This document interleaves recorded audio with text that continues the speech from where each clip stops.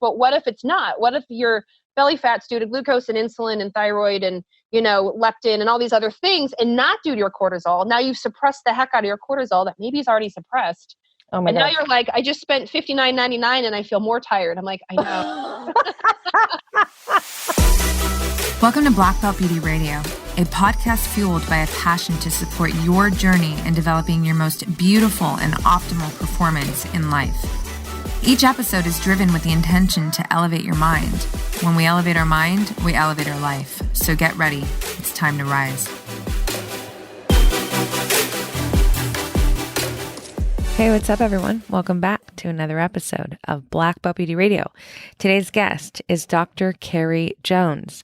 Dr. Carrie Jones is an integrative physician who specializes in women's health and hormones.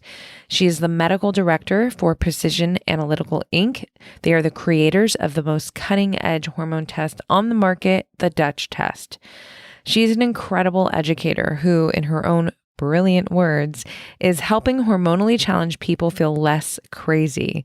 She does this primarily through real talk education, sarcasm, funny analogies, and her occasional swear word. My kind of girl.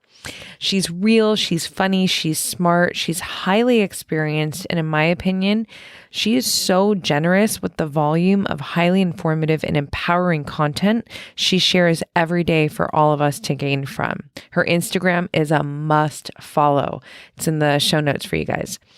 This epic conversation with Carrie, we get down on tons of valuable topics around hormone health, such as what hormones are and what it actually means to feel hormonal, symptoms when your thyroid is off, how to best test your thyroid, the difference between Graves' disease and Hashimoto's disease, adrenal glands, what are they, how do they function, Carrie's breakdown on what adrenal fatigue actually is, the importance of cortisol and its role on our health, why increasing blood flow through movement is so important for hormone health, the best kind of training for adrenal fatigue, how overtraining negatively affects our health, and how important it is to learn to listen to the biofeedback so we know when we are in excess mode, balancing hormones for fertility, learning how to trust yourself and listen to your body's feedback to best guide you, why tracking your cycle is so important for your health, the difference between estrogen and progesterone, understanding the circadian rhythm, Carrie's top tips to optimize your circadian rhythm, the importance of sleep health and its huge play on our hormone health, estrogen detox, why it's important and who is it important for, how alcohol has a huge negative effect on our hormones, and so much more. You guys, hormone health is so important to our overall well-being and longevity. I cannot even express that enough. It's an absolute privilege to bring on such a high-level expert like Dr. Carrie Jones for all of us to learn from, truly. My favorite part is how fun she makes the process of learning the complexities of hormone health. Seriously, you're going to giggle and you're going to learn at the same time. And that is a win-win. So you guys, without further ado, please enjoy Dr. Carrie Jones. All right, we are live and recording. Dr. Carrie Jones, thank you so much for carving out time of your busy schedule to be here and talk all about hormones today. I'm so excited to have you. Oh my gosh, me too. Well, it's my favorite subject. So I was psyched to get introduced to you and be a part of this. I know. Thank you to Ralph. He had so many great things to say about you and it was immediate connect. So I want to dive right into it. Can you give a little backstory to our audience about, how you arrived to be at this place, where you are in your career life and really what drove you to hormones? Like, why did that become such a love for you? Isn't that funny? So I've known since I was a little kid that I wanted to be a doctor first and foremost, and that I wanted to do women's health. A lot of people have these huge life events when it comes to what drove them into medicine or, to become into healthcare or what have you. And I just found that I wasn't getting a lot of answers and I was having a lot of friends that were struggling with things and everybody was just like, oh, just take the birth control pill. I was in college and I'm encouraging my friends to eat better and to exercise and drink water. And they're like, we're in college. Like, what's wrong with you? And so when I graduated, excuse me, I went to naturopathic medical school, found my calling again, still in hormones. women's health, did my residency in gynecology, women's health and hormones. And I've just sort of never stopped. It's the area of study that I love. I have friends that love the musculoskeletal system, right? I have friends that like Ralph, he loves men's health, and Yes. like, so not my thing. That doesn't excite me, when people are like, what do I do with my kid? What do I do with my 4-year-old? I'm like, I don't know. I have no idea what to do with your 4-year-old. But if you're 40 years old or 34 years old, I got you. Like that I can do. That's amazing. My practice is always focused in hormones. And now I'm the medical director for a hormone test called the Dutch test. So I just keep going on the same trajectory. I love it. So I actually have the Dutch test waiting for me to do it. I'm so excited about it. It's such a timely thing. And I want to talk about that with you.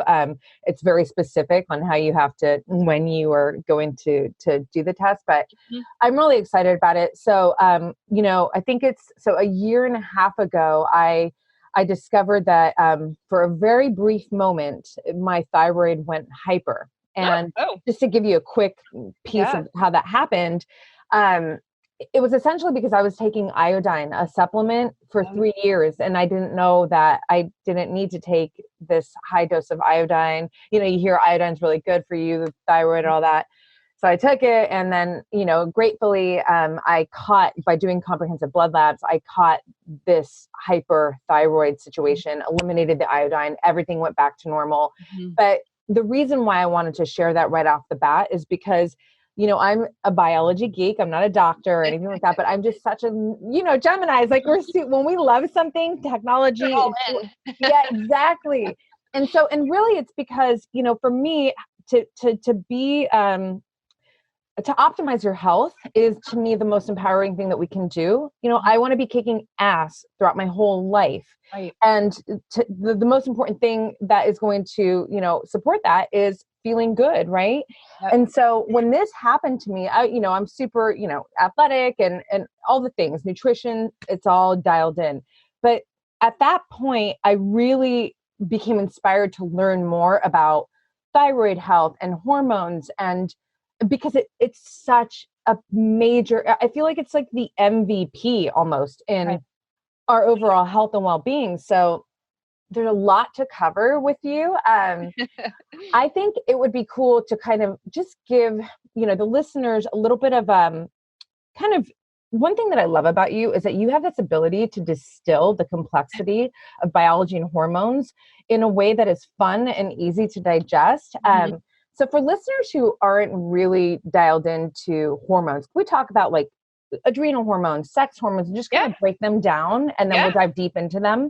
It's funny. Early last year on Instagram, I did an entire just like hormones 101 series. I didn't cover thyroid, but I covered adrenal, and I covered the ovarian hormones, and I covered some brain hormones. And what kicked it off is I was talking to my mom, who was like my biggest fan. And she goes, I don't even know what a hormone is. And I was like, oh, I have failed. My mother doesn't know what a hormone is, and it's all I do. Like, she's been to all my graduations, and she's like super proud of me, and she tells her friends about me. My mom's primary care doctor follows me because he's like, I learned more from Carrie than I did in medical school. Yeah. And my mom's like, yeah, honey, I don't know what a hormone is. And I was like, let's start there. To all the people who just say, I feel hormonal, but they have no idea what that means. Yes. So your hormones, they're basically messengers. They're basically the text message that you send from your phone to your friend's phone. And they bind to receptors. And when they bind to receptors, it's like a lock and key.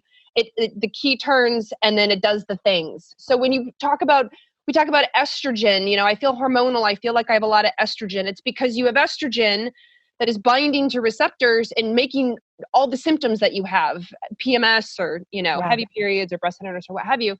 Same goes for cortisol. Cortisol is just another text message that gets sent out to do the things in your body. And every single hormone is like Goldilocks. Like, you can have too much and you can have too little. It has to be just right. But all of your hormones go up and down in a rhythm. They follow a pattern. And so I will hear a lot from sort of conventional doctors who say, oh, I don't like to test hormones because they do change all the time. I'm like, they do, but predictably for a lot of people. For a lot of people, we know for women, we know where you are in your menstrual cycle.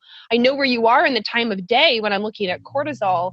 And so I can evaluate it much better. So let me start with what's a hormone. It's basically a text message. All the text messages come from your brain and then they go down. So we have thyroid hormones that come from our thyroid gland, which is, as we know, is on our neck. And then we have ovaries. We have 2 ovaries in, the sort of like the lower abdomen area. And then we have 2 adrenal glands. And they sit on top of our kidneys. And then we have a bunch of other glands, but those are kind of like the big 3 that we talk about a lot for women. And then of course for men who don't have ovaries, but they do have testosterone and things that get produced out of the testicles. So their version of the ovaries. Yeah. And so we have these 3 big sort of areas and they're best friends. They play off each other. They talk to each other all day. They rely on each other. If your thyroid is messed up, it's going to mess up your ovaries. It's going to affect your adrenals and vice versa. If your adrenal access, that whole system is not doing well, you're struggling high stress, then the thyroid and the ovaries are going to either go, we got this, we're going to step in and push you, or they're going to go, we're going to just slow everything down to help you rest. And so it's really good to connect them and test them as a group. So when I have people that are like, when I get my hormones tested, what do I test? I'm like, it's more than one marker. It's more than just, looking at an estrogen at 2:00 on a Tuesday. It's more than looking at the screening thyroid hormone called TSH, because they literally are best friends. If you were hyperthyroid for a quick minute, but that was affecting, I guarantee it, your ovarian output. It was affecting your adrenals. And so if you looked at everything, you would have been like, oh my gosh, this is big. And then you stop in the iodine, you would have seen everybody kind of like, oof, okay, she stopped that. We're back to normal again. Yeah, I love that. I often say this on the podcast, but the body is really a system of systems. And that's why, I'm such a lover of functional and integrative medicine, because it's really, you could be a doctor, but that doesn't mean that you understand how to connect all the dots, right? But in functional and integrative medicine, a practitioner like yourself can understand, just like you said, how to, put the pieces together to get the whole picture. It's so, so important. And I'm so excited that there's more, incredible people like yourself who are, being heard more and being, being put out there, because a lot of people don't even understand that what you just explained, Right. Yeah. Right.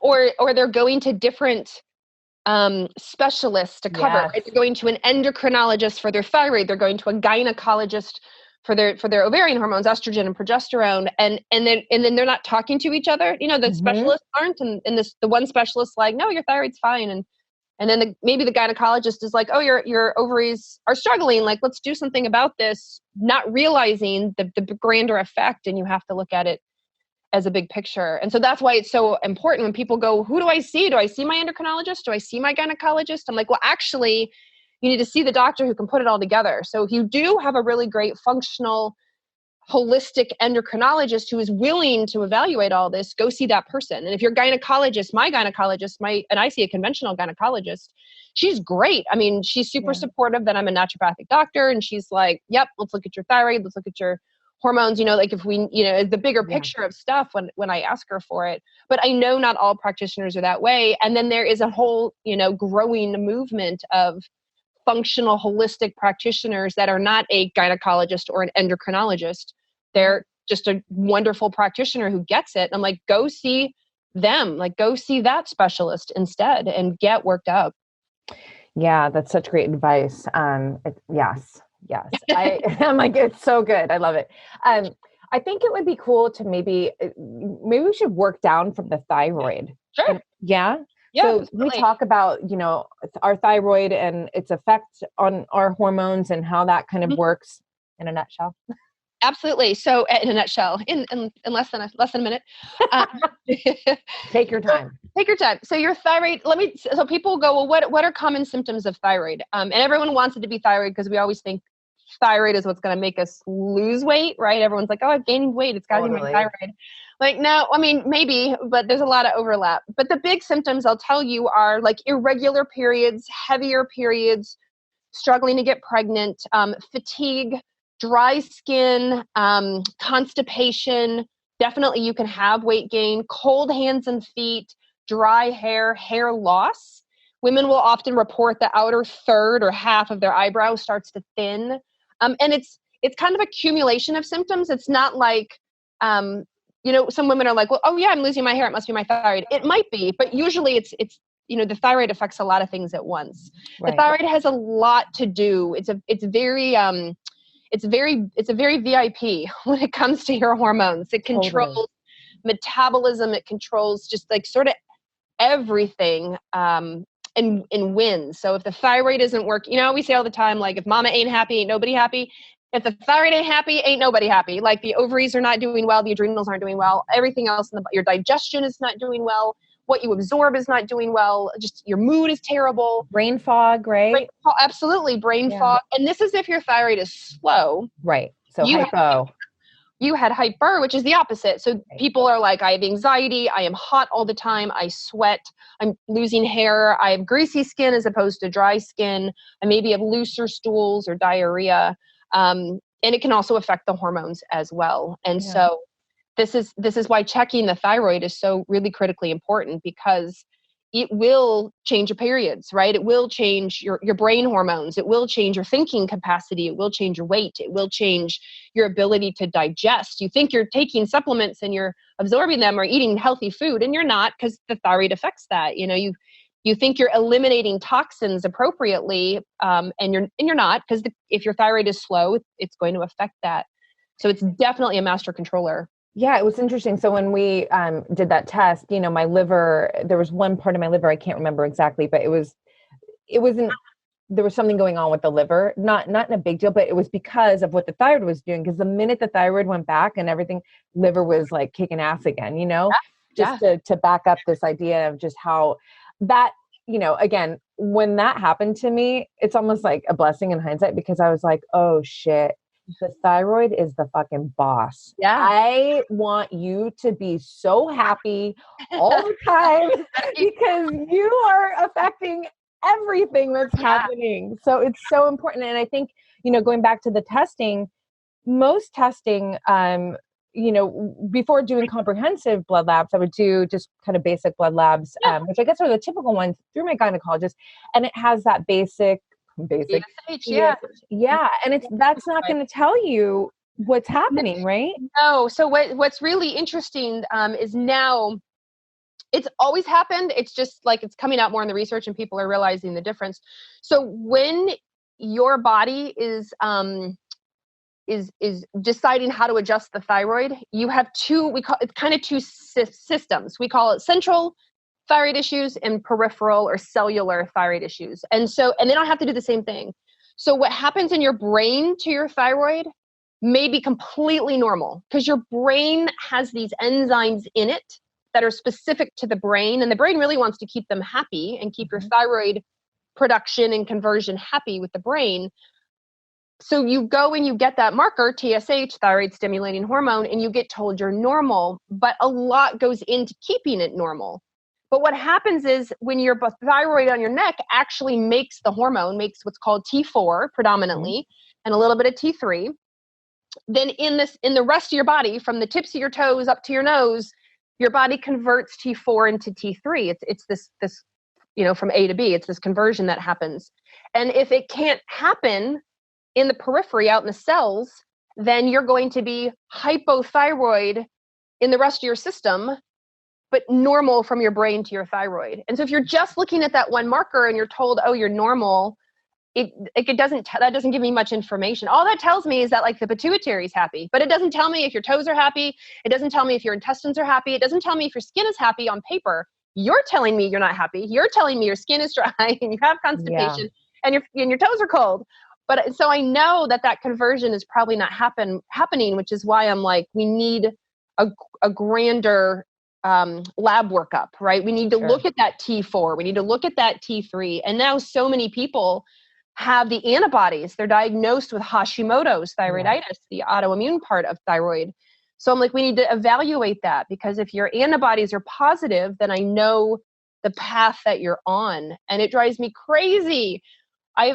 This has come a long way, but I used to have doctors I would refer to, or we'd refer back and forth. And I'd go, oh, they're positive for Hashimoto's. Their antibodies are positive. And they'd go, whatever that means, like they'll be fine. I'm like, no, it's an autoimmune disease. It's autoimmune. Like you can't, Whoa. We don't blow off lupus, and we don't blow off rheumatoid arthritis. Like, we don't blow off celiac. Like, why are we blowing off Hashimoto's? And that has come a long way through, education, thankfully. But I have a lot of patients who were like, I've never had that tested. I didn't know to have that tested, and it came up positive. I'm like, oh, it's autoimmune. Like, we're going to take a different route. Yeah, they tested, when this first happened for me. And so they were able to cancel that out. But so yeah, the hyper version is called Graves. In Hashimoto's, you can flip back and forth between hyper and hypo. yes. But when you're hyper, if it's autoimmune, not in your case, then it's called Graves' disease. So people listening who are like, oh, I have Graves. I'm like, yep, that's the hyperthyroid version. Mm-hmm. That's so helpful. I mean, there's so much in that, and that's what you did a great job in that nutshell. Right? You're so good. You're so good. I think that it would be rad to move on to the adrenals now, because this is such a huge one. I kind of want to stir the pot a little bit. I did with Ralph a little bit, but in this space, but adrenal fatigue, I'd love to talk about that, your ideas around that, really getting a bigger understanding about cortisol. Most people that may know of it know, oh, it's a stress hormone or it can make you fat. But if we can just kind of tear into the adrenals now, that would be rad. Yeah. So the adrenal glands, like I said, sit on top of your kidney, and they make a bunch of hormones, one of which is cortisol. They also make your adrenaline. They make your some of your DHEA, or a lot of your DHEA, actually. And so they get the signal from the brain when to make the hormone. So all of these hormones we're talking about rely 100% on the brain. So the part of your brain called the hypothalamus tells the pituitary to make cortisol. So when I get asked about adrenal fatigue, and people go, oh, I have adrenal fatigue, my adrenals have failed me, my adrenals have run out of cortisol, unless you have the autoimmune disease called Addison's, in which case then that's true. You run out of cortisol. To make it simple, you run out of cortisol, the ability to make it. Your adrenal glands don't actually fatigue. Your symptoms are super real, 100%. Totally believe you're tired. Totally believe you're burnt out. Totally believe you're at your wit's end and you're exhausted. And it's because you can't make cortisol out of your adrenals. But your adrenals do not go into menopause like your ovaries do. What's going on is higher up. It's actually probably more like a brain feedback thing, where the brain is trying to say either something is suppressing it, whether it's a medication or a chemical or just chronic high stress in your past will tell the brain, all right, let's shut this down. Let's not make as much cortisol. And so, or whether it's just ongoing, life is stressful, life is, terrible, and life is busy, or you've been sick, and the brain will say, look, we've put out a lot of cortisol for a long while, and I'm going to pull this back. I don't think we need this much cortisol like we have. And sometimes the pullback is a little too much, and now you don't make very much cortisol. And as a result, you're tired and you feel burnt out and you feel like, really, like you're really struggling. Yeah. So the title adrenal fatigue got coined because it's easy to say and makes perfect sense. It's sexy. It makes for a great book title. But really, and the symptoms are real, but really what's going on is it's just not as sexy. It's brain adrenal, or what we call HPA axis dysfunction. So I tell people, when you've got this adrenal fatigue, like, look higher up, look at the brain, look at communication. That's what's happening. It's almost like saying, like I said, cortisol is just one of your other text messages, right? It's a hormone. Yep. And so for me to send from my phone to your phone a text message requires both of our phones to be functioning properly. And so, for my phone to get to your phone a text message, if I'm the brain, then I'm going to send the text and you're going to receive it, and which means your phone has to be healthy too. So it's this big system where the whole system has to be healthy. It's not just one gland, that we blame. The poor adrenals, they've gotten a lot of crap lately. And I'm like, no, think higher. And I think even cortisol gets a bad rap, which cortisol is actually important, right? Just like estrogen, I'm like, stop vilifying cortisol. Yeah. Absolutely, yeah. Cortisol is critically important for things like energy and alertness and resiliency. It's really critical for our blood sugar. If you can't get your blood sugar right, you're never going to get your cortisol right, and vice versa. It's really important for inflammation. Cortisol is anti-inflammatory to a point. It's a firefighter for you to a point.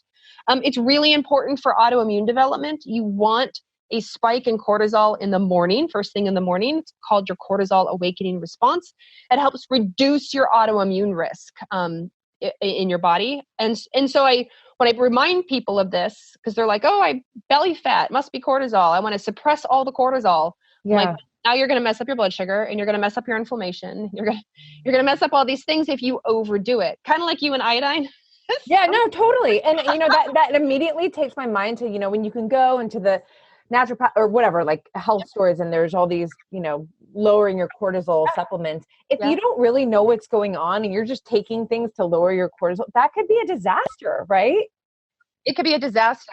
There's a commercial on TV about, it's been around for a really long time, about, I wish I could remember the name of the product, but they're like, if you've got belly fat, they've got this drawing, the stick figure drawing, who's got this big, belly. And they're like, then take this product, and because it's due to cortisol and you're going to lose all this weight. And I was like, but what if it's not? What if your belly fat's due to glucose and insulin and thyroid and, leptin and all these other things, and not due to your cortisol? Now you've suppressed the heck out of your cortisol that maybe is already suppressed. Oh my and gosh. Now you're like, I just spent $59.99 and I feel more tired. I'm like, I know. I know. It's horrible. You can't, you have to test. You have to know. You have to test. And when you say, just for clarifying purposes to everyone listening, when you say you can't just stay down there, you have to go up here, right? Yeah. So now we're talking about testing the thyroid and testing above, right? To really get the full. So it's a little more challenging to test the brain. So we do look at the end output hormones. Like cortisol is the last hormone, right? Mm-hmm. So if I see a low cortisol, then I just have to backtrack. It's the same with thyroid. When I'm looking at T3 and T4 and TSH, and if they're all out of whack, then I'm backtracking. I'm looking from the brain, the gland, and then hopefully up to the brain as well.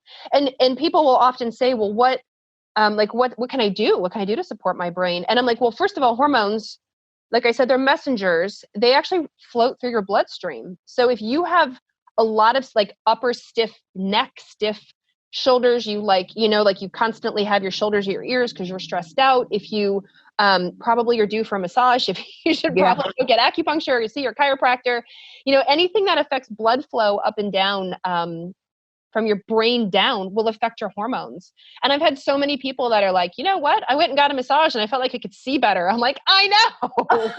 I know. Or they'll go see their chiropractor and they're like, man, I got this great neck adjustment and they did my upper back and then I got some heat and then I got some massage and I feel like everything got better. And I'm like, yeah, because you literally released the dam and it was allowed to flow again. And so just simple, people are like, well, I'm gonna have to spend a lot of money, aren't I? I'm like, well, I just need I need the blood flowing. So do some exercise and do some inversion poses and get a massage or, get your shoulders out of your ears or take a hot bath, do those things to just improve blood flow. Stop smoking. Yeah. I mean, yeah, it's the little things. I think people overlook the little things that we can do in our daily life. I always say inches make the mile. And, it's so simple that I think it's, for some reason, the simpler that it is, the harder that it is to kind of not just understand, but to really implement and to believe. Exactly. You don't have to. It's not so extreme. It doesn't have to be. It's a little. That's why it's the lifestyle, right? Yeah. It's your diet. It's your movement. It's all the information that we're ingesting, and the dose. I think dose is always so important, right? Yeah, absolutely. And I want to ask you, because there's a lot of people I know who are listening to this who maybe have adrenal fatigue or think they do. I kind of want to talk about lifestyle a little bit for those who are feeling that way or have been diagnosed with this. Yeah.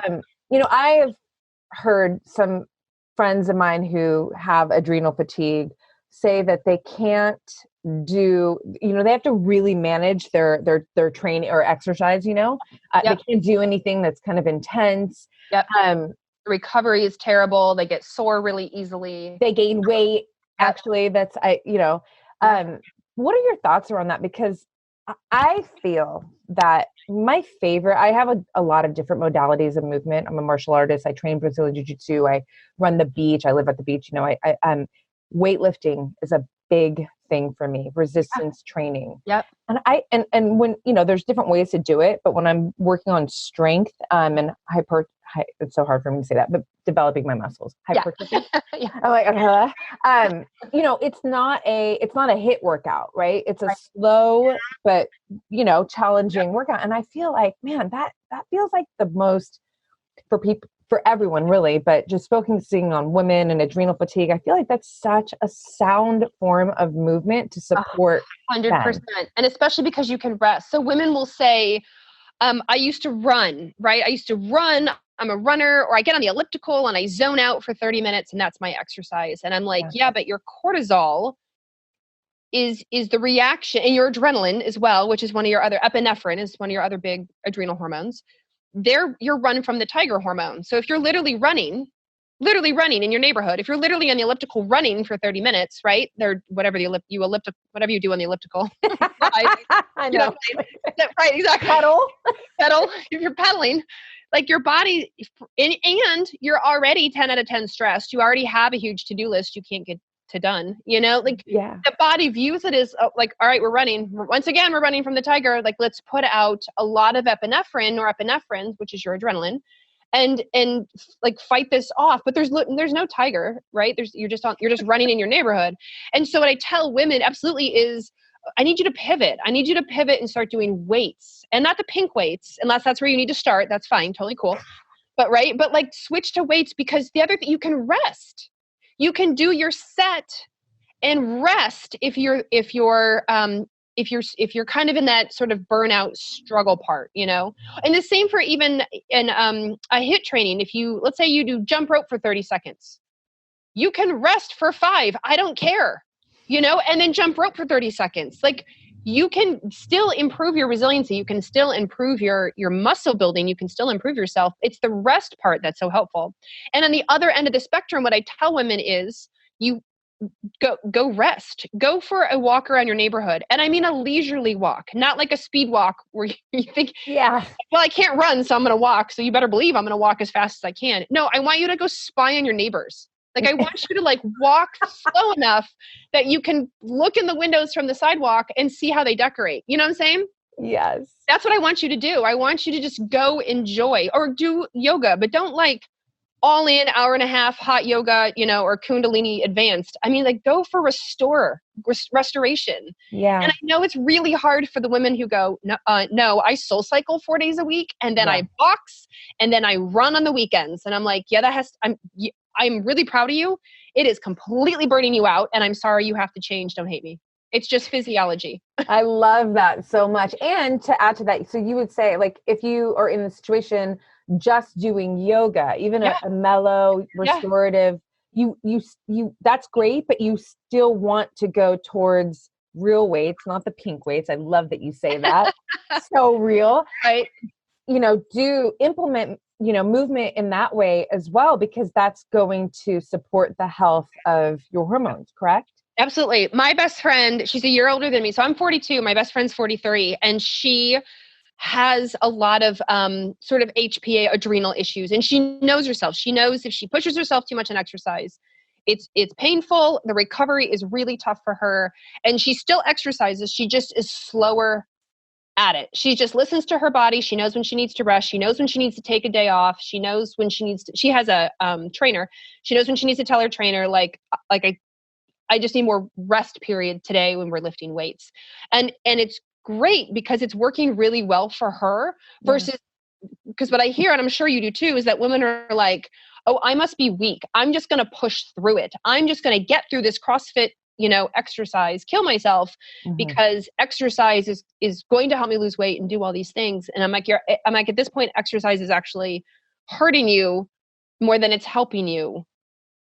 Yeah, it's it's such an interesting thing. There's a fine line that between knowing when to push past the mind telling you, oh, I can't do this, and on the other side, when you're pushing too hard, when you're kind of disrespecting what the signals that your body, but there is a fine line, because I, as someone who is constantly moving, I feel very proud. I'm 41. It just didn't happen overnight.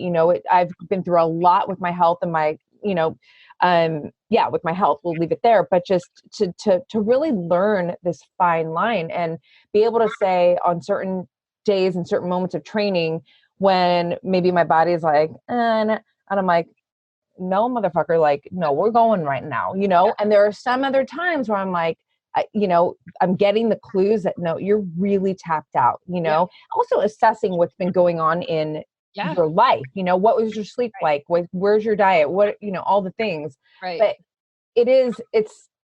I think it's a beautiful goal for women, for everybody to get to that fine line, to know how to dance on it and to work with it. Right. And to have permission to do that, to have permission to pivot, to have permission to go from doing SoulCycle 4 days a week and, kickboxing and running on the weekends to being like, this isn't working for me.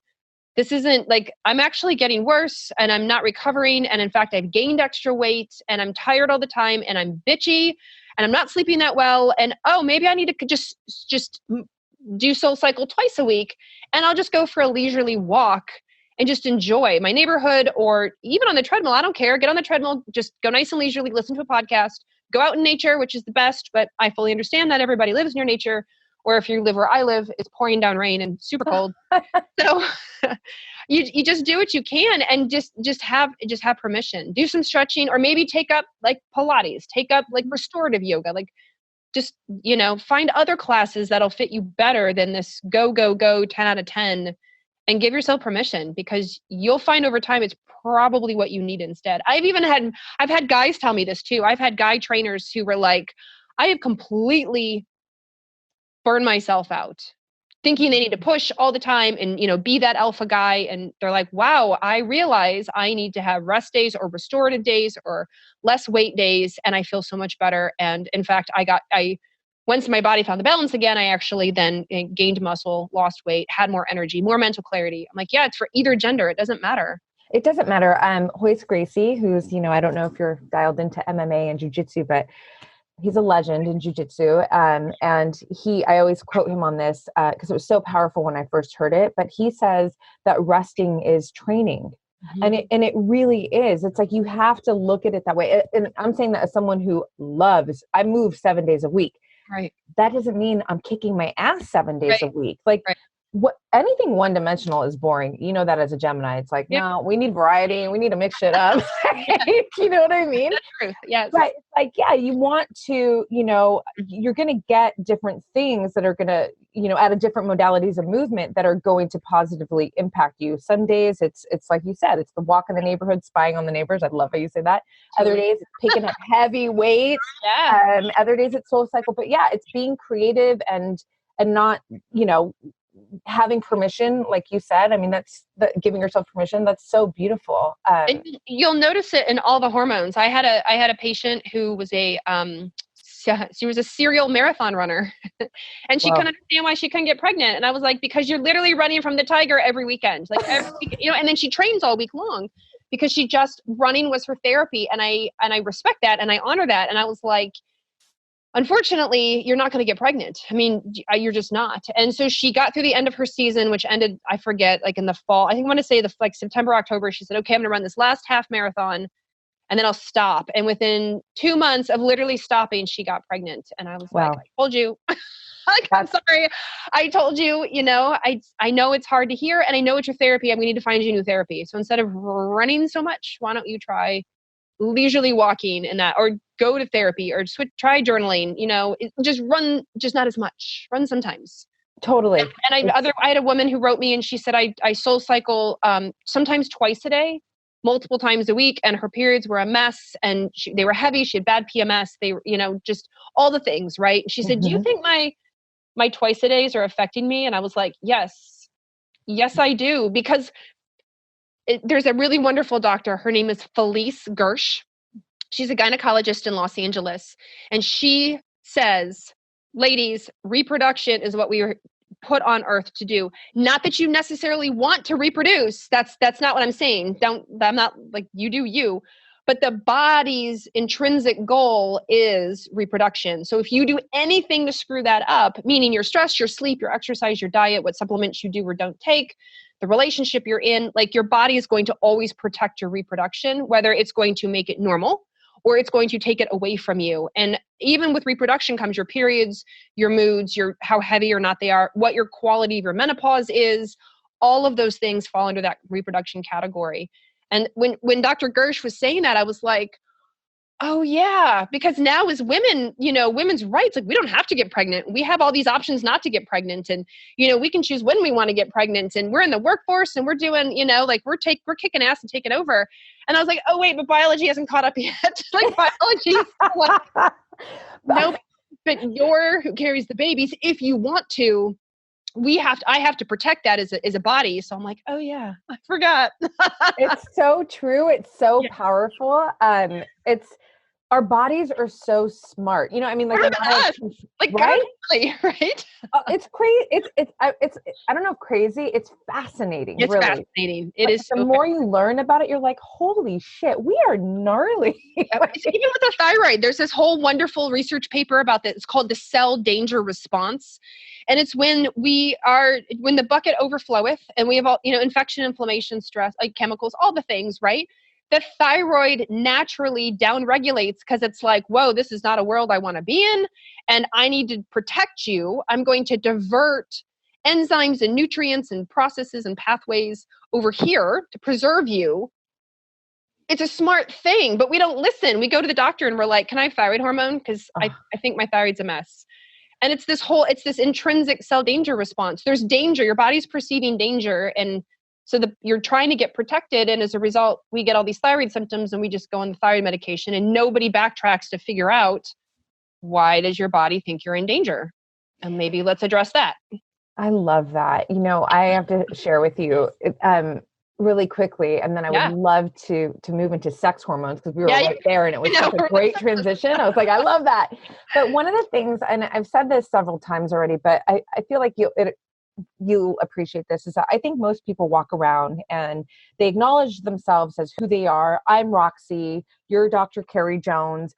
I'm a Gemini. You're a Gemini. I love grass-fed beef. I love running the beach. The things that make us kind of human, but we forget that we are also, there's a biology, there's a system of systems. We are DNA, we are bacteria, we are flesh, we are organs, and so, when I think about having a healthy relationship with my body, it's not this just like, oh, I like the size of my waist and I look good today. Mm-hmm. It's like literally having a relationship, a healthy relationship. It's like that line that we were just talking about, knowing how to listen, paying attention to the signs. Don't just run to pharmaceuticals, like investigate and become really one with, yourself, your biology, which most people, it's like you kind of have to be very passionate about this topic of biology. But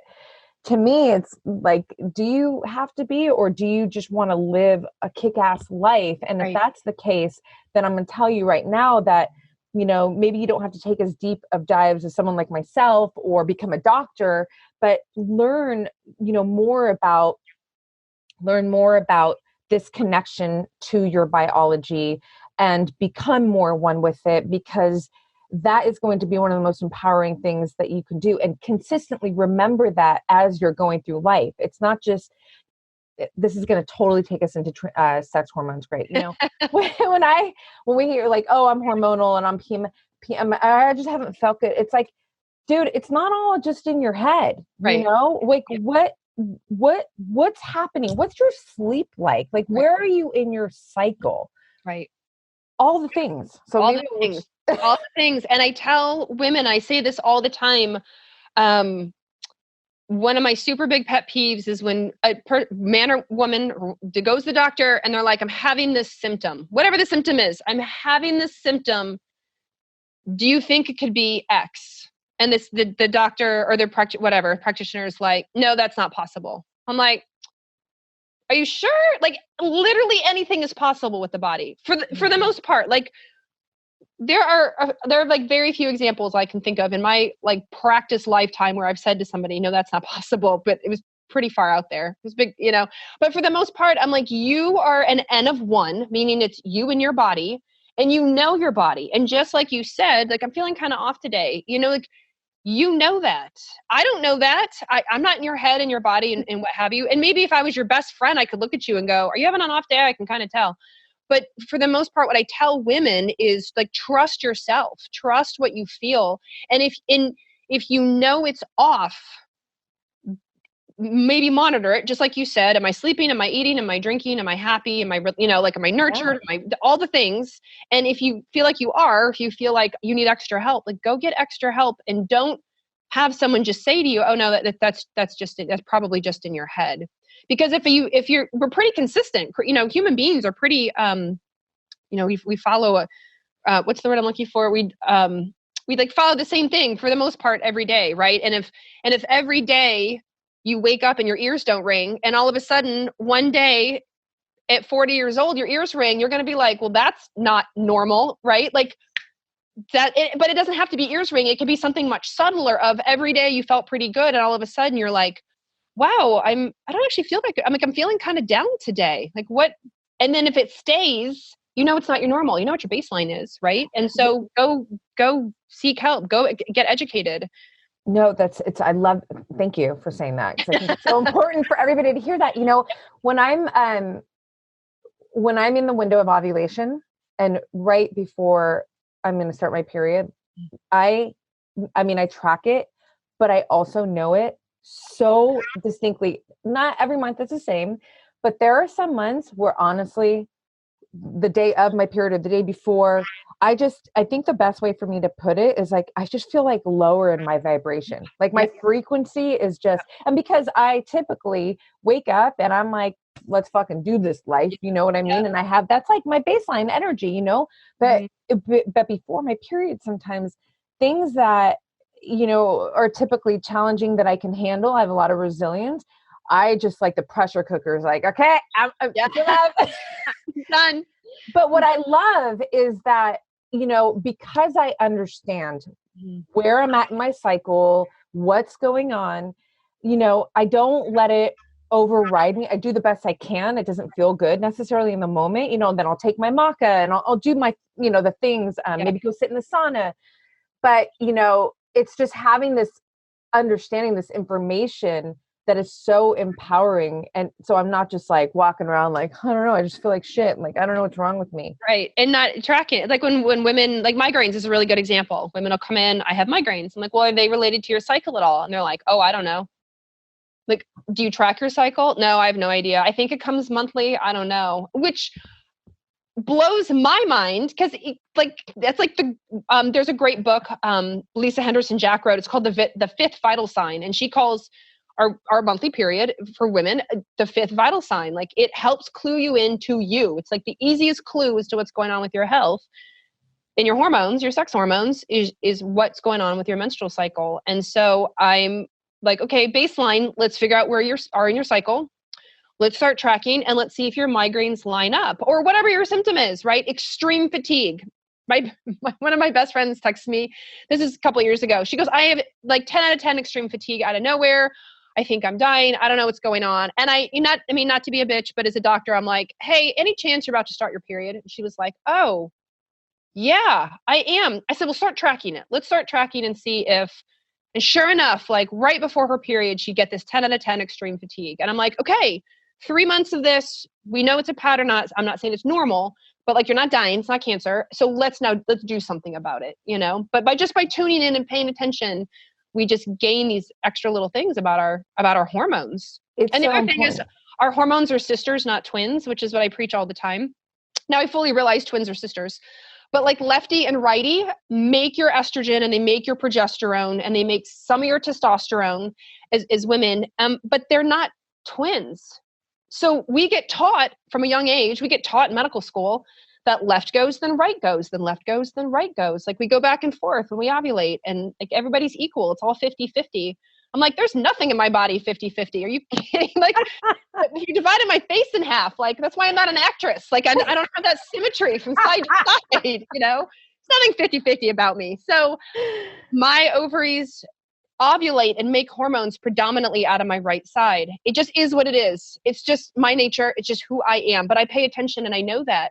And I tell women, start tracking if you're cycling, start tracking your symptoms, because you may notice which side is the evil twin sister compared to the other side, right? Whoa, you're blowing my mind right now. I've never heard this. How do you know? Like, So how do you know? if you don't have, so I get twinges. I know when I ovulate out of my right side, because right around ovulation, I get this like, me. I've felt that before. Yes, on the right side too. Yeah, and so it's like, I'm ovulating. And, The text message. That'd be so nice if I would love it if I got my app, like, hey, righty's going, like, I'm ovulating today on the right side. Thanks, Bob. That'd be great. That's awesome. But unfortunately, some women don't feel any symptoms. And that makes it harder to know if it's right or left side. But what I do tell them is that we can decide if it's, if you have a dominant side or not based on symptoms. So for example, I'm going to go back to migraines. So, if you have menstrual migraines, but not all the time. So let's pretend you're a right dominant person, but you don't know this. You're like, I have a normal period in January. I have a normal period in February. I have a normal period in March. April, you get a migraine. You're like, what the hell? And then it's like, we're at April. May is normal. June is normal. July is normal. And then you get a migraine. So now I'm like, oh, you're on a 3-1 system. 3 normals, 1 migraine. 3 normals, 1 migraine. So I know, I'm 99% sure your ovaries have flipped. The other ovary went. Interesting. And I have women that are like, oh my gosh, it's so true. I'll get like 2 normal periods and a bad period, or the reverse. They're like, I have 2 bad periods and then I get a good period and I think everything I'm doing is working. That is so powerful. And I'm like, I know. No, because there are, like I said, not every month is like this. Mm-mm. And there are some where, like before my cycle, I'll have night sweats, that's just, but it's not like that every month. It's not every month. And we can screw ourselves up, and we can definitely have our normals. Yeah. And then, like we can travel or stress or diet or what have you, all the things, and all of a sudden we just get this wretched period, symptoms, mood, whatever it is. And we're like, whoa, where did that come from? And then you think about it and you're like, oh, yep, no, I deserve that. I mean, I feel very fortunate that my cycle, like my actual period, to be honest, I do have men that listen to this, but you guys, this is good for you to know too, for all your ladies. Yeah, totally. But, I feel like it's such a privilege, if women are like, oh, my period. I'm like, dude, first of all, this shit is not lasting forever. And there's a lot of important things that go with this. So I'm all going towards my hair. I'm like, so I'm like, I love you, period. Like, I want you to hang out for as long as you can. And also, in those months, sometimes where I do feel a little maybe anxious before I'm actually going to start or something, the minute I start, I'm just like, I know, like all the water weight goes away. My boobs don't hurt. You're like, and I don't even, sometimes I don't, depends on the cycle. I don't even notice it. All of a sudden I'm like, man, my bra is tight. And I'm like, oh dude. It like creeps up, like just hormones move day to day, and then you're like, oh. I so notice it. My ring doesn't fit. Yes. You're like, oh, right.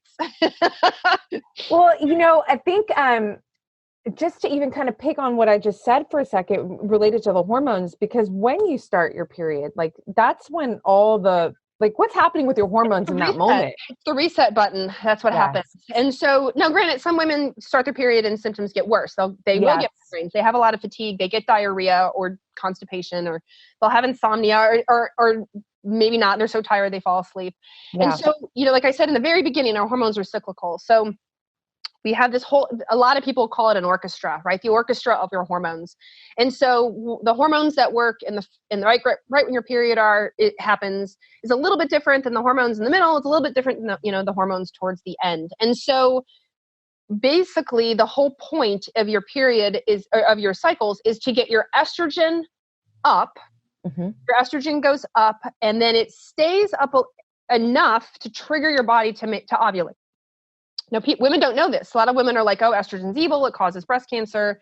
It makes my endometriosis worse. I hate estrogen. I'm like, except estrogen is what is preventing you from having Alzheimer's. It's what's preventing you from having tons and tons of joint issues. It's keeping the wrinkles at bay. It's keeping your collagen in your skin. It is keeping your mood healthy, because your estrogen is really helpful to things like serotonin and dopamine in your brain. It's really important for learning. It's really good for sexual health. And I could just keep going. Your heart health. I forgot about cardiovascular disease. Estrogen protects the heart against the effect of like adrenaline. And so we hear this the most as women go into menopause and they're like, I have all of these symptoms. What happened? I'm like, because you're losing out on the cells that are making your estrogen. So it's actually really important. So estrogen goes up in the first part of your cycle, and then it triggers the brain to tell the ovary, hey, release the egg. That's in the middle-ish of your cycle. Mm-hmm. Depending on the woman, you could ovulate. In all the textbooks, they say day 14, but you literally could ovulate day 9. You could ovulate day 18. It could be variable, and it could change month to month. Again, depending if it's righty or lefty. So then once you kick out the egg, the cells that are left over are what make progesterone. And so estrogen's dominant in the first half, progesterone's dominant in the second half. You do have estrogen in the second half. It's just not as strong. Mm-hmm. So then progesterone is your calming, relaxing, everything's going to be okay hormone. It helps with, it's your progestation. So if you're going to get pregnant, it's what helps, with implantation and making sure the lining of the uterus is fluffy along with estrogen, and it can supply blood flow and, grow a baby. But it's also really good for your mood. It's anti-anxiety. It binds to a receptor in your brain that produces your anti-anxiety hormone. It's great for sleep. So it does all this. If you don't ovulate, if you don't release an egg for whatever reason, you can still get your period, but you don't make progesterone. So now you have all the estrogenic effects, which is why women go, why do I have PMS? Why do I have heavy periods? Why do I have clots? Why do I grow fibroids? Do I have endometriosis? Why is my endometriosis worse? Yeah. Estrogen is not the cause of endometriosis, but it can make it worse for sure. Why do I have these crazy mood swings? And it also depends on how fast your hormones go up and down. So if you go up, down like a spiky mountain, or up, down like a rolling hill, will affect your symptoms as well. So I like being a woman a lot. I'd like to be a man for like a week just to play, you know what I'm saying? Just to play with. Yeah. But I want to go back. Like, I really like being a woman. But it's sometimes so frustrating. And I'm like, and I say this a lot, when I am the goddess of the female body, I'm going to make some changes. Yeah. Because for a lot of women listening, they're like, but I don't do that. My cycles are wretched. My symptoms are wretched. My pain from my endometriosis is horrible. I've been trying to get pregnant for 3 years. I can't. My menopause was wretched. I developed breast cancer. Like, I know sometimes with women, like we have to make the babies, and then we get stuck with all the symptoms. And I'm like, it's so gnarly. I know it's so complex, which again, like that kind of almost brings us full circle to why it's so important to make the things. Yes, exactly. Yeah. So a couple things before. First of all, I would love to do, I'm calling it out now. There's so much more I want to talk to you about, but I want to respect your time. You are a busy woman. I want to get into neurotransmitters. If we can do another podcast down the line, I would love that so much. But one thing to kind of round us out here is just to go into, things that you can do in your lifestyle. We talked about training but just like, on an average level, like what majority people can do, a couple of things that you love, from diet to movement to sleep. Oh my God, we didn't even talk about sleep. It's so important. Well, I was going to say that's my number one thing. When people ask me, first of all, don't choke on your tea. Like I just, number one, don't let tea kill me. Be very careful. Circadian rhythm. Everything in your body runs on a circadian rhythm. You have a master circadian rhythm, and you have circadian rhythms within the cells of all of your glands. And so your circadian rhythm is light, dark based, meaning it likes the sun in the morning, it likes bright light in the morning, and it likes darkness at night. And that rhythm dictates how your cortisol is put out. It dictates how you ovulate and make hormones. It'll dictate your thyroid. It'll dictate your brain. It dictates how your bile comes out of your gallbladder. It dictates how your liver does detoxification. And it won the Nobel Prize, 2 years ago? Circadian rhythm research won the Nobel Prize. This is how important it is. And so when people are like, what can I do that's cheap or low cost? I'm like, first thing in the morning, when your eyes open up, either get up and open your blinds. Don't lay in bed. Get up and open your blinds and then go back to bed. But you can at least get the bright light, or go outside, right? You live at the beach. Mm-hmm. Go outside for 5 or 10 minutes, get that natural sunlight as soon as you wake up. It's called the cortisol awakening response, and it responds to natural bright light. You were me and you live in Portland, Oregon, where it's, like I said, currently raining, like 30 degrees. I have a full spectrum light box. It's like the size of a piece of paper. It's like 8.5 by 11 and it's full spectrum, meaning it like mimics the sun. And I just reach over and I tap it on and it's this bright light and I keep it on. I have it in the kitchen actually, because I get up, go downstairs, let my dog out. And then I have it in the kitchen. So when I'm making tea, that kills me. I turn on my light and I have the bright light and I have it on anywhere from like 10 to 20 minutes in my kitchen while I'm moving around my kitchen and my computer's there and all the stuff. And so I tell people either take the bright light with you, take it to your bathroom, or have it at your bedside table if you just like to lay in bed and wake up with like if you co-sleep or you talk to your partner or your kids or whatever. And that bright light tells the brain like, we're going to switch from conscious to alert. Conscious means you're aware. Alert means you're ready to go.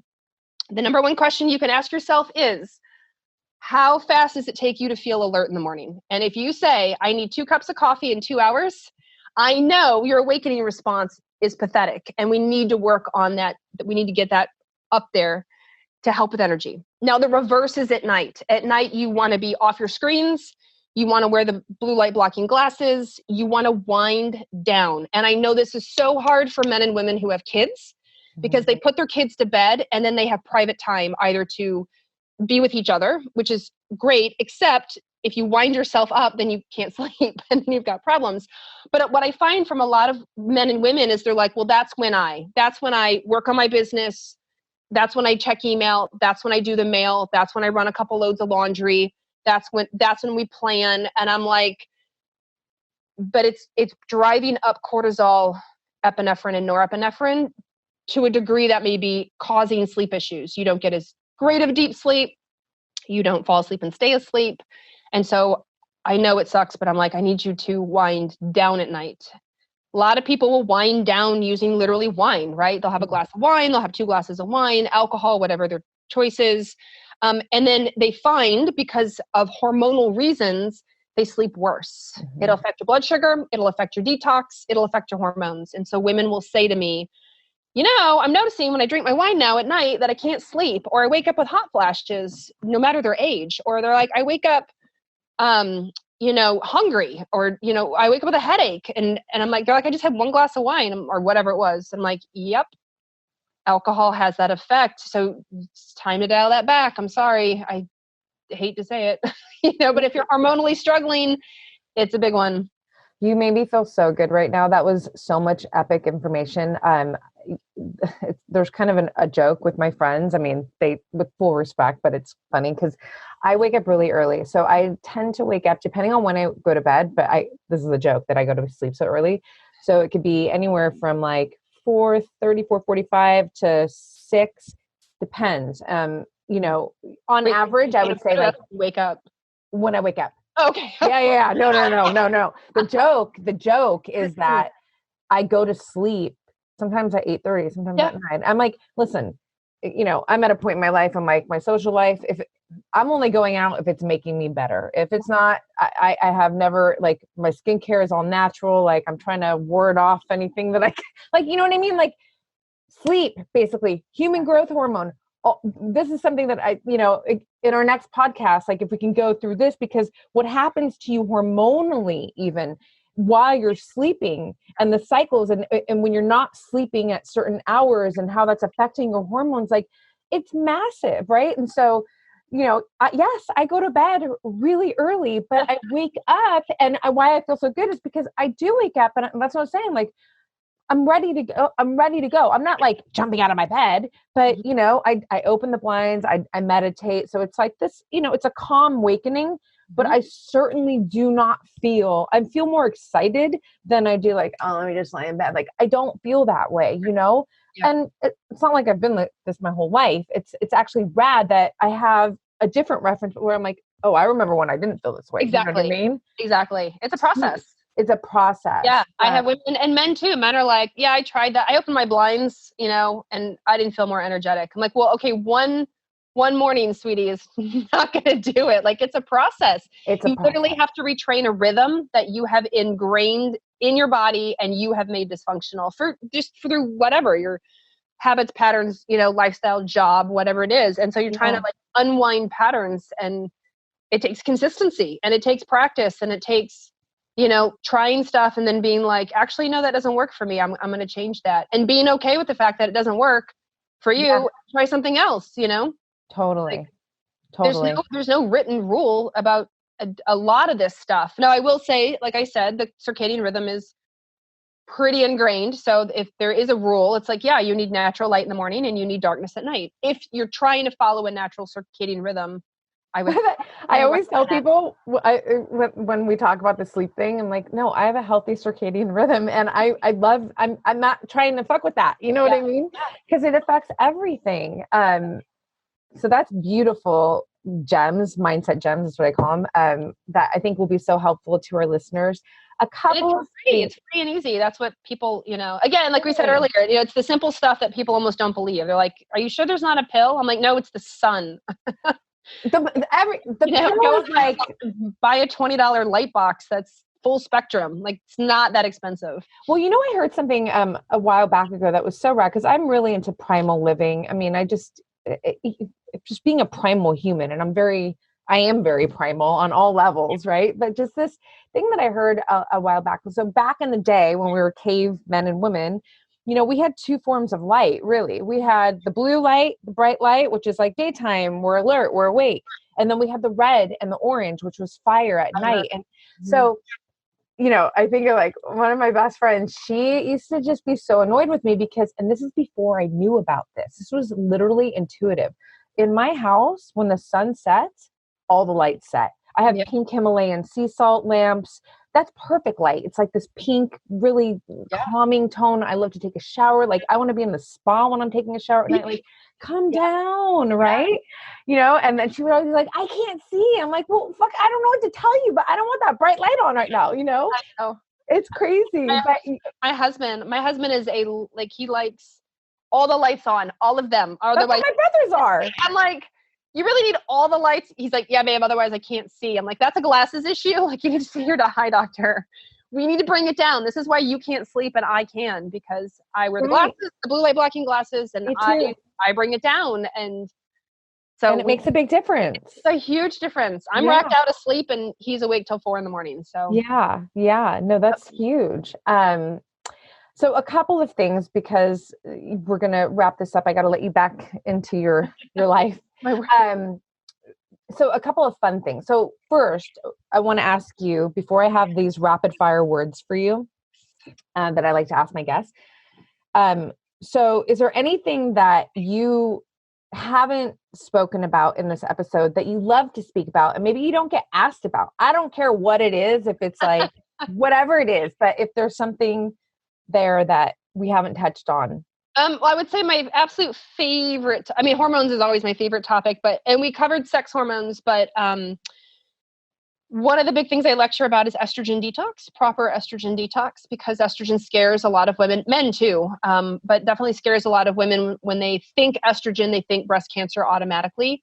And I know, I said earlier, estrogen helps tons with the heart, the brain, the muscles, the joints, your skin, your mindset. But proper estrogen detox is a big one. And we have 3 main phases for estrogen detox. And so I really commonly am teaching men and women like how we move through estrogen detox and how to best optimize your phase 1, your phase 2, and your phase 3 as you go through it. And know that there are things you can do in your lifestyle and your diet and supplements to sort of mitigate some of the risk or improve the way that your body lets go of estrogen. So that just makes me think of, and I don't know if this will take us in a rabbit hole, but, when we think of like plastic and things that can... So definitely chemicals, plastic, it all goes down very similar, if not the same, estrogen detox pathways. Okay. And there's a lot of competition. And so if you have an estrogen in your body, male or female, I don't care, and you're done with it, you need to detox it, but yet you've drank out of a hot plastic water bottle that's been in your car, then the plastic, the phthalates, will go down the same pathway and will push your estrogen back. So you will still get these high estrogen symptoms because the chemicals are competing in the detox pathway. Now, the chemicals themselves can look like estrogen. They can bind to the estrogen receptors, like the lock and key, and do the things and turn things on that you don't want to be turned on, and all the symptoms you don't want. But when it comes to detox, it's a hugely critical part of it, for sure. Okay. Yeah. Same with alcohol. Okay. Alcohol it's going down the same, if not similar, estrogen, or the same pathways as estrogen. And there's a lot of research on alcohol and estrogen. And I'll get a lot of pushback from people who go, well, I thought wine was like, red wine was heart healthy. And I thought, the polyphenols and wine was actually really protective. And I was like, well, there's the red wine, the grape aspect of it that is protective. That's like over here. Mm-hmm. But at the end of the day, it's still alcohol. So I get negotiated with all the time. I have people who go, well, I only drink tequila because, I'm keto or paleo or whatever. They're like, I only drink tequila because it doesn't affect my glucose. And I'm like, but it's still alcohol. You still have to detox it. Or they'll say, I drink, the small batch, low sugar, glyphosate-free wine. I'm like, yep, me too. Same. Still alcohol. Like you still have to down your detox pathways. And if your pathways aren't open and clear and ready to accept the alcohol, then you're going to struggle. So for the women and men who are struggling with hormones, the male and female hormones, I'm like, you really have to evaluate your alcohol habit, because it really is contributing if you're stuck, if your pathways are stuck.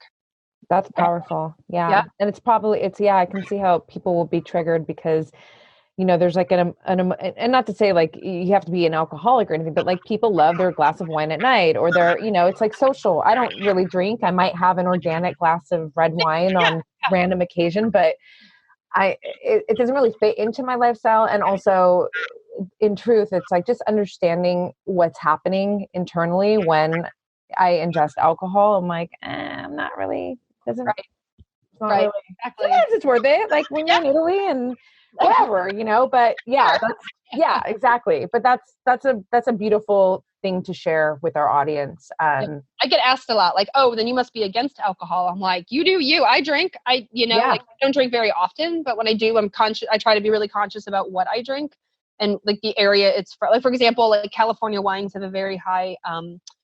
They're notorious for being heavily sprayed, and so whenever I do wine, I try not to do California. I try to do organic and Italy and France, exactly, because the microbiome. Exactly. And so I'm really conscious. I try to be really conscious about what I drink when I drink, but I'm also conscious of what else is going on in my life. So if I'm like, even though sometimes when you're super stressed out, what you want is like the nice glass of wine on your back deck. But if I'm like, I'm not sleeping and my last period was not good and the stress is really high and I probably haven't had any water today, maybe I shouldn't have that glass of wine. Maybe that will make sense. No, it's so funny because my brain, like if I'm stressed, it's funny. I immediately, like, let me say it like this. The only time I really feel inclined to have a glass of wine or something is if I feel very at ease and I'm because if it's the opposite, I just feel like, I want to be conscious. I want to be present. I want to feel connected, because that for me just feels like the mathematical formula that's going to keep me sound and, feeling good. It's interesting, but everyone's different. I mean, I know that, I'm a fucking weirdo. I don't think so. Thank you. Okay. So rapid fire words, basically, these are just some words that I love to throw at my guests. No competition. It's just kind of top of mind. What comes to you when I say them? I'm ready. Bring it. Okay. Here we go. Love. Oh, my dog. What kind of dog? I don't know if I would know what it is, but he's a mix. He's a 55-pound. Yeah, he's got these big ears and this long tail, and he is like the greatest source. I mean, I love my husband, don't get me wrong. Yeah. But like the greatest source of oxytocin, your love hormone. And he makes my day every day because he has the biggest personality. And so I love that. Then usually he's not here right now, but usually he's like my husband took him to the dog park, but usually I'm at home. He's like around. He's usually, you can hear him. he'll like jump up, like So cute. He's your in homie. my face. He's your little homie. I love that. And I love that you said that about the oxytocin, which also makes me so excited about our next podcast. My little nephews are my oxytocin too. Mhm. I'm like, oh my God, come here, give me that oxytocin. Issue. The next word is challenge. Ooh, challenge. I know it's supposed to be rapid fire, but my gosh, this is terrible. Oh, I'm learning to ski. So I'm like, I don't know why I didn't think of that. That's like my biggest challenge right now is learning how to ski. I know. That's hard. I know. I'm 42 years old. You can teach a dog new tricks. Yay. So that's my challenge is overcoming fear. Let's say that. That's how I should say it. I have a fear. I don't know how to ski. You have to go fast. You might get hurt, and I'm doing it anyway. I love that. Well, one of my fear. other words is actually fear. So skiing. Yeah, I have to remind myself going down the mountain that I'm okay. I'm okay. I'm okay. Yeah. And I watch these little 5-year-olds just fly by me. I'm like, no. It's crazy, right? That's how I felt when I first started snowboarding too. I'm like on the little kiddie mountain and they're just like crushing by me. Like, I'm like, it's scary though, but it's so important to try new things. It's healthy for your brain. It's just resilience, confidence, all of that. So that's badass that you're learning. I'm going to follow up on that with you. Just so you know. We're going again this Friday. I've only been twice. I went on a Saturday and a Sunday, and then we're going again we're going to keep going. The mountain's only an hour and a half from us. So amazing. Fear. Do new things. I love it. Resilience. Ooh, cortisol. Big, I know, but you would say that. I know. I'm such a nerd. I love it. It's cortisol and it's self-care. It's your cortisol that is a big player in your resilience. And so if you are not doing all the things in your self-care, then you're not going to have resilience. Beautiful. Curiosity. Curiosity. My job. It's what I do for a living. It's what I love for a living. Yeah. Oh, you're so good at it. I love it. Being a curious human. So important. The final word is surrender. That's a hard one for me. Just, it's just trust the process. I love it. It's just trust the process. Yeah. Perfect. Learning to trust the process, because whether or not I trust the process is going to happen anyway. Yeah. So, true that. Just trust. Might as well just strap in and go on the ride, right? The path is laid before me. Just trust. Yes. Enjoy the ride. Okay. Dr. Carrie Jones, you are a badass. Before I ask you to share your socials and where people can find you, which will all be in the show notes, I just want to say thank you so much for being such an amazing contributor. You are doing so much for the world. I have learned so much in this time with you. Literally, I'm like geeking out, so excited. You've elevated my day, and I'm very, very grateful. So thank you. Thank you. I appreciate the opportunity. I'm so glad Ralph connected us, and we've had this kick-ass podcast for an hour or so. I know, and calling it out right now, like I said at the start, I'm like, we need to be friends, and when you come to LA, can we meet? And yes, one of the things that I have to say this before I let you go, but one of the things I love so much on your website is I wear heels and take herbs. I'm a quick-witted, swear word loving, redheaded natural hair color Gemini. I was like, oh my God, I fucking love you. You don't know it yet, but we're going to be tight. We are best friends. I know. Yes.